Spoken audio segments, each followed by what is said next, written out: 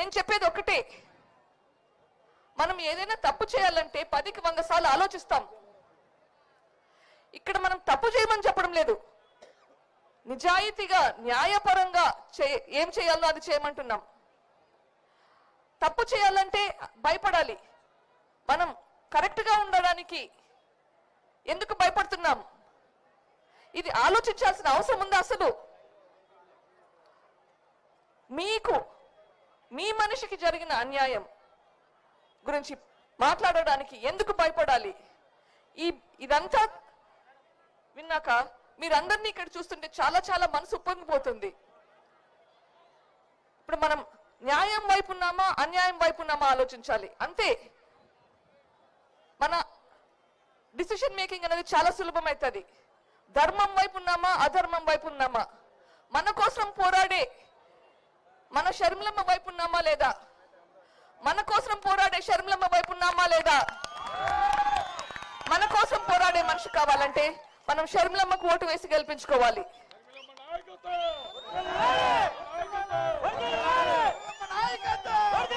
నేను చెప్పేది ఒకటే, మనం ఏదైనా తప్పు చేయాలంటే 10కి 100 సార్లు ఆలోచిస్తాం. ఇక్కడ మనం తప్పు చేయమని చెప్పడం లేదు, నిజాయితీగా న్యాయపరంగా ఏం చేయాలో అది చేయమంటున్నాం. తప్పు చేయాలంటే భయపడాలి, మనం కరెక్ట్గా ఉండడానికి ఎందుకు భయపడుతున్నాం? ఇది ఆలోచించాల్సిన అవసరం ఉందా? అసలు మీకు మీ మనిషికి జరిగిన అన్యాయం గురించి మాట్లాడడానికి ఎందుకు భయపడాలి? ఇదంతా విన్నాక మీరందరినీ ఇక్కడ చూస్తుంటే చాలా చాలా మనసు ఉప్పొంగిపోతుంది. ఇప్పుడు మనం న్యాయం వైపు ఉన్నామా అన్యాయం వైపు ఉన్నామా ఆలోచించాలి అంతే. మన డిసిషన్ మేకింగ్ అనేది చాలా సులభమవుతుంది. ధర్మం వైపు ఉన్నామా అధర్మం వైపు ఉన్నామా, మన కోసం పోరాడే మన షర్మిలమ్మ వైపు ఉన్నామా లేదా, మన కోసం పోరాడే షర్మిలమ్మ వైపు ఉన్నామా లేదా? మన కోసం పోరాడే మనిషి కావాలంటే మనం షర్మిలమ్మకు ఓటు వేసి గెలిపించుకోవాలి.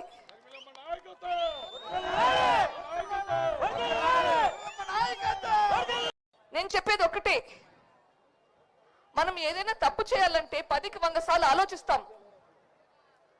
ఇక్కడ మనం తప్పు చేయమని చెప్పడం లేదు, నిజాయితీగా న్యాయపరంగా ఏం చేయాలో అది చేయమంటున్నాం. తప్పు చేయాలంటే భయపడాలి, మనం కరెక్ట్గా ఉండడానికి ఎందుకు భయపడుతున్నాం? ఇది ఆలోచించాల్సిన అవసరం ఉందా? అసలు మీకు మీ మనిషికి జరిగిన అన్యాయం గురించి మాట్లాడడానికి ఎందుకు భయపడాలి? ఇదంతా విన్నాక మీరందరినీ ఇక్కడ చూస్తుంటే చాలా చాలా మనసు ఉప్పొంగిపోతుంది. ఇప్పుడు మనం న్యాయం వైపు ఉన్నామా అన్యాయం వైపు ఉన్నామా ఆలోచించాలి అంతే. మన డిసిషన్ మేకింగ్ అనేది చాలా సులభమవుతుంది. ధర్మం వైపు ఉన్నామా అధర్మం వైపు ఉన్నామా, మన కోసం పోరాడే మన షర్మిలమ్మ వైపు ఉన్నామా లేదా, మన కోసం పోరాడే షర్మిలమ్మ వైపు ఉన్నామా లేదా?